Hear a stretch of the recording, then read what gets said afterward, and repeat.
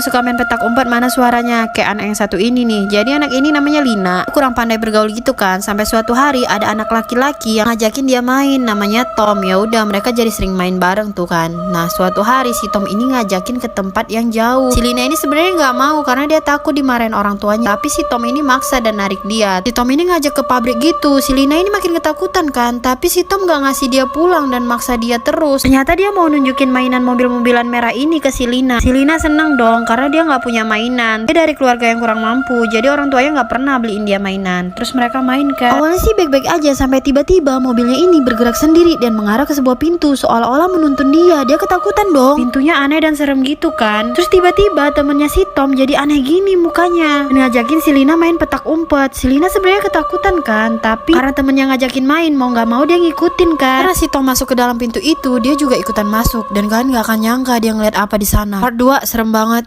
Ngeliat si Tom masuk ke ruangan tersebut, si Lina ikutan masuk kan. Terus dia nyariin si Tom, tapi si Tom ini nggak kelihatan, cuman kedengaran suaranya dan nyuruh si Lina masuk ke dalam lubang ini. Sebenarnya dia mau balik, tapi dia nggak tega ninggalin si Tom. Ya udah dia coba mau lompat. Nah pas dia mau lompat, tiba-tiba gurunya datang dan manggil dia kan. Tapi dia tetap nggak mau keluar dan nggak mau ninggalin si Tom. Sampai akhirnya mamanya datang dong dan nyuruh dia pulang. Nah, untungnya dia nurut sama mamanya dan dia pulang ninggalin si Tom. Mamanya nangis-nangis kan. Di rumah dia dimarahin nih sama mamanya karena emang tempat itu bahaya banget. Nah pas malam harinya dia mimpi si Tom ini lagi nangis-nangis. Dia samperin kan, tapi pas dilihat mukanya serem banget, penuh darah gitu. Setelah kejadian itu si Lina ini dipindahkan ke rumah neneknya. Tentunya dia juga pindah sekolah. Dan sekolahnya yang baru ini jauh banget dari pabrik dan sekolahnya yang lama. Beberapa hari setelah kejadian itu dia ngeliat berita. Dia ngeliat bahwa anak yang pernah hilang sudah ditemukan lagi, tapi dalam kondisi udah meninggal. Terus dia ngerasa nggak asing sama pakaiannya. Ternyata itu mayat si Tom yang udah meninggal beberapa bulan lalu. Untung kemarin mamanya cepet datang, kalau nggak udah jadi temen si Tom deh di situ. Jadi si cowok ini lagi nyari warnet karena dia mau ngirim email gitu. Sampai dia nemuin satu gedung nih yang udah tua banget. Di situ ditulis ada warnet di lantai 6.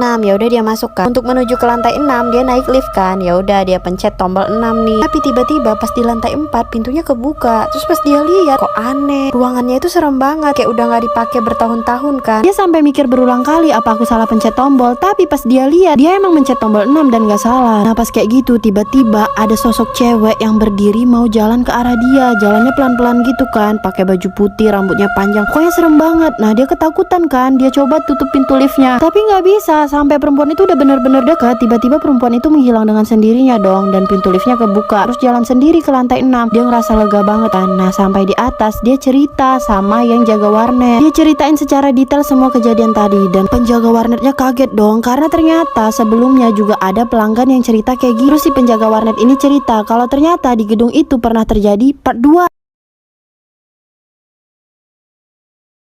Jadi ibu ini awalnya lagi perawatan gitu kan di salon. Nah salah satu anggotanya nawarin ibu ini krim terbaru mereka. Katanya krim tersebut bisa merubah wajah ibu ini kembali muda lagi. Ya udah dia belikan. Nah pas malam hari dia pakai. Tapi keesokan harinya muka dia tiba-tiba berubah jadi kayak nenek-nenek gini weh. Serem banget kan. Nah, dia kesel, dia hancurin tuh krimnya. Rasa ditipu dia datengin kan pemilik salonnya. Terus si pemilik salon ini malah bilang mungkin krimnya nggak cocok di kamu. Terus dia malah nawarin treatment yang lain. Katanya treatment ini nggak cuman bisa ngembaliin dia muda lagi, tapi buat dia lebih cantik lagi. Dia nggak mau awalnya karena dia udah ngerasa pernah ketipu sekali kan. Tapi si pemilik salon ngeyakinin dia dan bilang, "Kamu yakin nggak kalau aku ini umur 60 tahun?" Pasti nggak percaya kan. Nah aku pakai treatment ini makanya aku bisa kelihatan muda banget. Dia jadi tergiur weh. Nah akhirnya mereka pergi kan kayak ke ruangan rahasia gitu. Ternyata di dalamnya ada seorang nenek-nenek. Udah mereka masuk kan, dan ternyata treatmentnya itu adalah makan sup gitu weh. Tapi supnya ini dagingnya aneh, nggak kayak daging biasanya. Sebenarnya curiga, tapi karena dia pengen banget cantik, paksa dia makan. Dan pas dia makan part 2.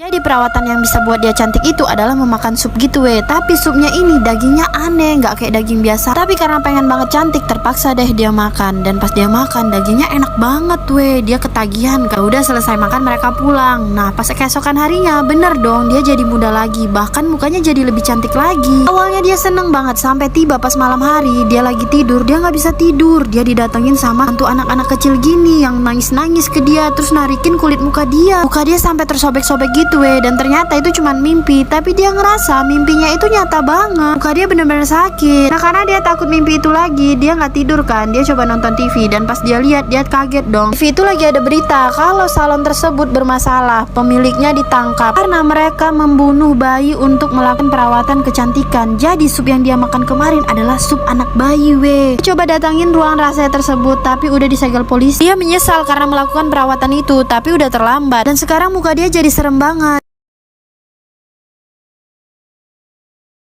Jadi si anak cowok ini kerjaannya main PS terus. Pokoknya dia di rumah aja dia nggak pernah keluar rumah. Dia nggak peduli sama orang-orang di sekitarnya. Bahkan ibunya pulang aja dia tetap main PS nih, nggak peduli kan dia. Padahal ibunya ngasih dia sesuatu Ya udah dia buka kan hadiahnya dan pas dia lihat ternyata ada anjing Awalnya dia seneng banget guys ngelihat anjing yang imut gitu kan. Dia gendong, tapi pas dia lihat ternyata anjingnya kakinya hilang satu. Langsung dijatuhin dong anjingnya. Kayak dia jijik banget ngeliat anjing yang nggak ada kakinya ini. Padahal kan kasihan kan ya. Tapi si anjingnya ini pantang menyerah. Dia tetap ngajakin si tuannya ini main kan, walaupun sering dimarah-marahin. Ya udah dia ambil bola kan, ya lempar tuh ke si anak yang pemarah ini. Kirain bakalan dulu kan, tapi ternyata enggak. Bolanya ditendang dong. Dia tetap nggak peduli. Si anjingnya tetap berusaha walaupun kakinya pincang-pincang gitu. Kasian banget kan lihat tuh. Lihat si anjing ini pantang menyerah. Dia lama-lama kayak mau lulu, tapi pura-pura nggak peduli. Ya udah dia liatin kan anjingnya. Dan ternyata ada alasan kenapa anak ini benci ngeliat anjing yang cacat ini Ini sedih sih part 2.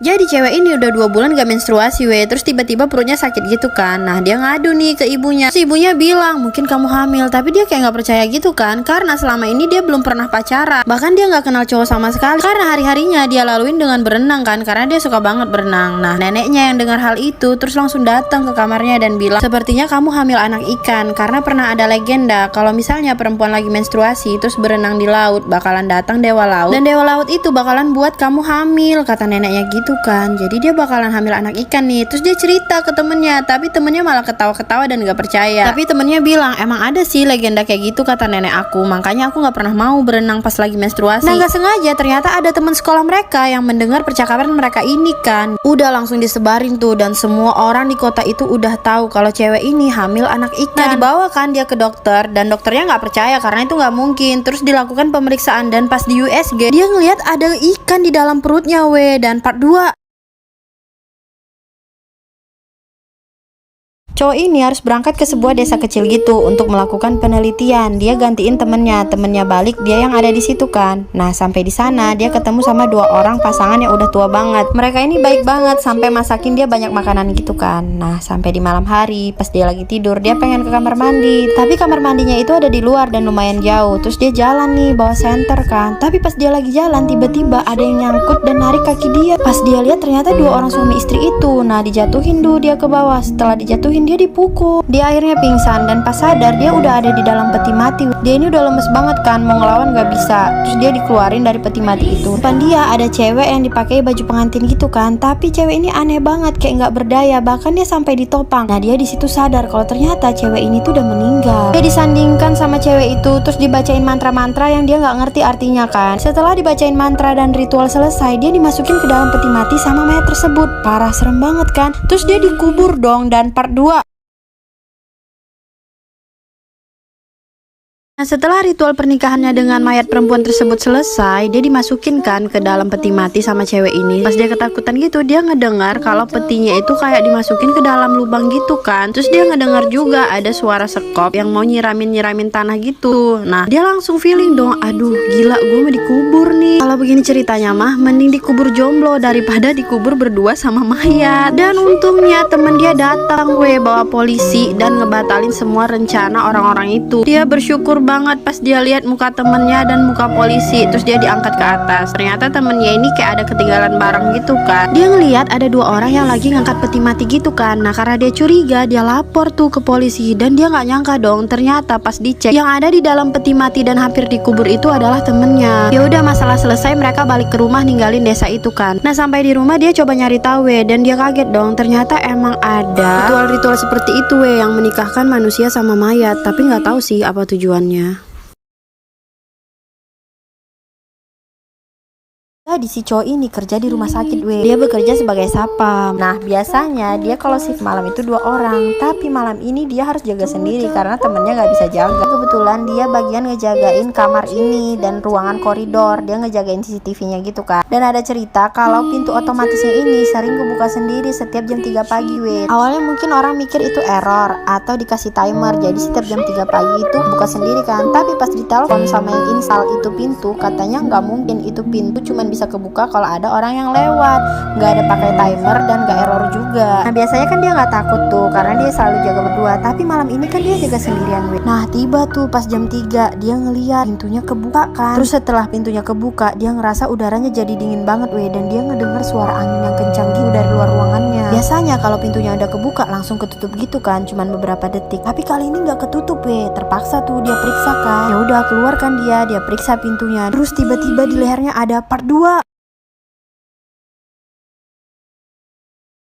Nah tepat pada pukul 3 pagi pintunya kebuka sendiri dong. Dan biasanya setelah kebuka itu langsung ketutup kan weh. Tapi kali ini pintunya nggak ketutup weh. Terpaksa deh dia periksa, keluarkan dia lihat nggak ada orang di luar. Ya udah dia periksa kan pintunya. Dia pikir sensornya rusak atau gimana kan. Tapi setelah diperiksa emang nggak bisa tutup lagi. Nah pas dia balik badan tiba-tiba pintunya ketutup sendiri weh. Udaranya jadi dingin banget dan dia ngerasa ada orang berdiri di belakangnya. Nggak cuma itu, dia ngerasa ada rambut di lehernya weh. Di sini dia mulai agak takut kan. Ya udah dia masuk nih ke ruangan. Dia kunci pintunya karena ketakutan kan. Karena penasaran banget kan, dia coba lihat CCTV dan dia putar ulang waktunya ke waktu dimana dia tadi berdiri di depan pintu itu kan. Dan kalian tahu dia ternganga weh, karena ternyata ada perempuan berdiri di pintu tadi weh. Makanya pintunya nggak bisa ketutup. Perempuan itu benar-benar serem, rambutnya panjang, pakai baju putih, pokoknya serem banget. Dan seketika ruangan dia jadi dingin weh. Terus pintu yang tadinya dia kunci dari dalam tiba-tiba terbuka sendiri. Dan si cewek yang seram tadi udah berdiri aja di belakangnya weh. Sumpah mau nerkam dia. Kebayang gak sih punya kuburan yang di atasnya ada kaca kayak gini? Jadi mayat kalian bisa dilihat dari atas. Kuburan ini tuh milik seorang dokter yang bernama Timothy. Sepanjang hidupnya itu dia takut kalau ternyata nanti dia meninggal dan dikubur, ternyata dia bangkit lagi, tapi nggak ada yang tahu dan nggak ada yang bisa nolongin dia. Karena memang zaman dulu masih sering terjadi kesalahan dalam mendiagnosa meninggal atau tidaknya seseorang. Hal mengerikan ini pernah terjadi pada seorang filsafat pada tahun 1266 sampai 1308. Setahun setelah dia dinyatakan meninggal, kuburannya dibongkar dan ternyata tubuhnya itu berada di luar peti dan dia tangannya terluka karena kayak berusaha mau keluar gitu. Nah karena hal ini si dokter Timothy pengen kuburannya didesain kayak gini. Bahkan di dalamnya ada loncengnya juga. Jadi kalau misalnya dia bangkit dan hidup lagi, dia bisa narik tali tersebut dan bunyiin lonceng biar ada yang nyelamatin. Timothy meninggal pada tahun 1893 dan sampai saat ini lonceng tersebut gak pernah bunyi. Jadi emang dia tuh gak pernah hidup lagi. Kebayang gak sih kalian kalau tiba-tiba